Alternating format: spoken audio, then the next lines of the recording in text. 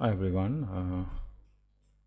நாங்கள் last time வந்துட்டு இந்த இன்ஃப்ராஸ்ட்ரக்சரை கம்ப்ளீட்டாக பார்த்தோம்.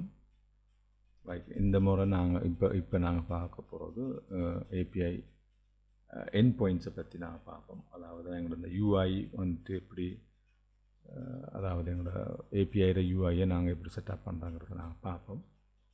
அப்போ அதுக்கு முதல்ல நான் லாஸ்ட் டைம் அந்த விட்டுட்டு போன அந்த இன்ஃப்ராஸ்ட்ரக்சரில் அந்த கன்ஃபிக் ஒரு இஷ்யூ ஒன்று இருந்துச்சு. அந்த இதை நாங்கள் எப்படி செய்ய போகிறோம்னு சொன்னால், இதுக்கு ஒரு ஐ கன்ஃபிகரேஷன் சொல்லி போட்டு ஒரு சர்வீஸ் இருக்குது. ஐ கன்ஃபிகரேஷன்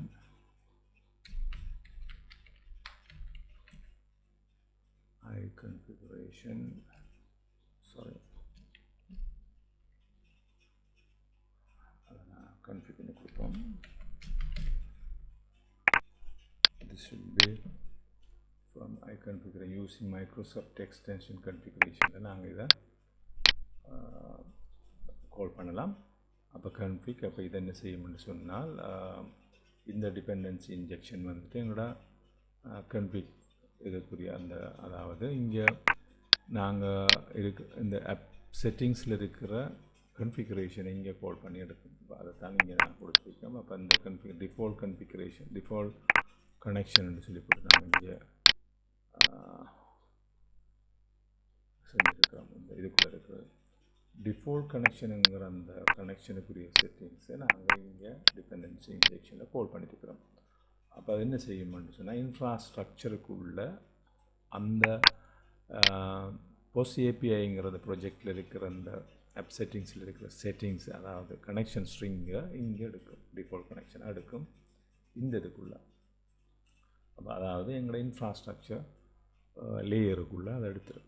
அப்போ எடுத்து அதை எக்ஸிக்யூட் பண்ணுறதுக்கு ஏற்ற மாதிரி தான் இதை செஞ்சுருக்கு. ரைட், அப்போ இது ஓகே. நம்ம இதில் இப்போ இதில் பார்த்திங்கன்னா இன்ஃப்ராஸ்ட்ரக்சரில் எந்த ஒரு இஷ்யூவும் இல்லை. இப்போ நாங்கள் அதை கம்ப்ளீட் பண்ணிட்டோம். ரைட், இப்போ இது வந்துட்டு எங்கே இருக்கிறதுன்னு சொன்னால் ஏபிஐயில் இருக்கிற விஷயந்தான் இது.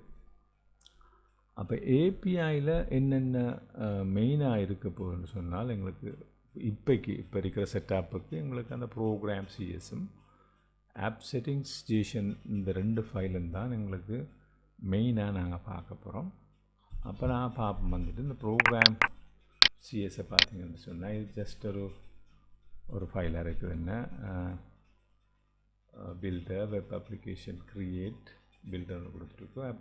அப்போ பில்ட் பண்ணி அதில் மெப் ஒன்று கொடுத்துருக்கோம். நாங்கள் மெப் கெட்னு சொல்லி கொடுத்துருக்கோம். அப்போ அதை என்ன செய்யணும், ஜஸ்ட் ரன் பண்ணிங்கன்னா ஒரு ப்ரௌசரை கோட் பண்ணி ஓப்பன் ஆகும். இப்போ நாங்கள் ஃபார் எக்ஸாம்பிள் இந்த செட்டப்லேயே நாங்கள் ரன் பண்ணிங்கன்னா என்ன செய்யணும்னா,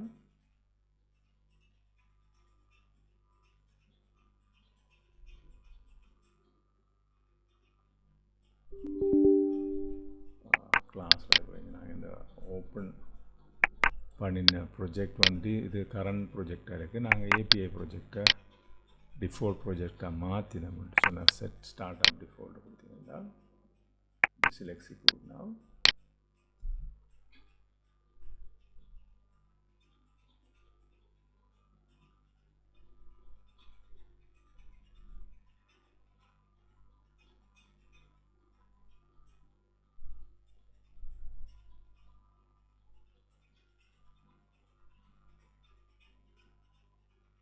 இப்போ இங்கே வந்து இதை எங்களோட யூஆர்எலை கால் பண்ணி அதில் ஹலோ வேர்ல்டுன்னு வந்துருக்கு.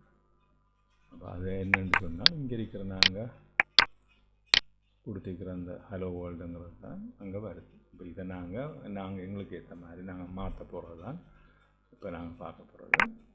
ரைட், இப்போ நாங்கள் பார்த்துட்டோம் அந்த லாஸ்ட் டைம் அந்த டிஃபால்ட் கனெக்ஷனை எப்படி இருக்கணுங்கிறத நாங்கள் பார்த்துட்டோம். இப்போ அது எங்களுக்கு ஒரு இஷ்யூ ஒன்று இல்லை. இப்போ நாங்கள் என்ன செய்ய போகிறோம்னு சொன்னால், ஒரு ஃபோல்டர் ஒன்றை க்ரியேட் பண்ணுவோம். இந்த இதுக்குள்ளே ஏபிஐக்குள்ளே போஸ்ட் ஏபிஐக்குள்ளே ஃபோல்டர் ஒன்றை க்ரியேட் பண்ணுவோம். என்னென்னு சொன்னால், என் பாயிண்ட்ஸ்ன்னு சொல்லி போட்டு ஒரு ஃபோல்டர் க்ரியேட் பண்ணுவோம். இப்போ இதைத்தான் நாங்கள் என்ன செய்ய போகிறோம்னு சொன்னால் எக்ஸ்பேண்ட் பண்ணி கொண்டு போகிறோம். இது வேர்ஷன் 1 சொல்லி நாங்கள் செஞ்சு கொண்டு போவோம். அதுக்கு பிறகு வேர்ஷன் 2 நாங்கள் கண்ட்ரோலை யூஸ் பண்ணி எல்லா டேபிள்ஸுக்கும் ஏபிஐ க்ரியேட் பண்ணக்கூடிய மாதிரி கொண்டு போவோம். ரைட், இப்போ நாங்கள் இதுக்குள்ளே என்ன செய்ய போகிறோம்னு சொன்னால் ஒரு ஃபோல்டர் ஒன்றை க்ரியேட் பண்ண போகிறேன். அந்த folder name is endpoints.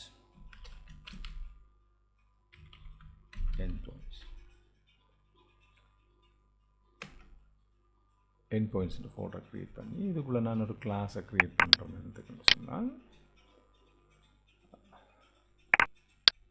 Class name வந்துட்டு ப்ரொடக்ட் v1 endpointsனு கொடுக்குறேன். அதாவது ப்ரொடக்ட்டுக்குரிய endpointsஸை க்ரியேட் பண்ண போகிறோம். அப்போ இதுக்கு நான் நேமை ஒரு meaningful நேமாக கொடுக்குறதால products v1 version 1 endpoints.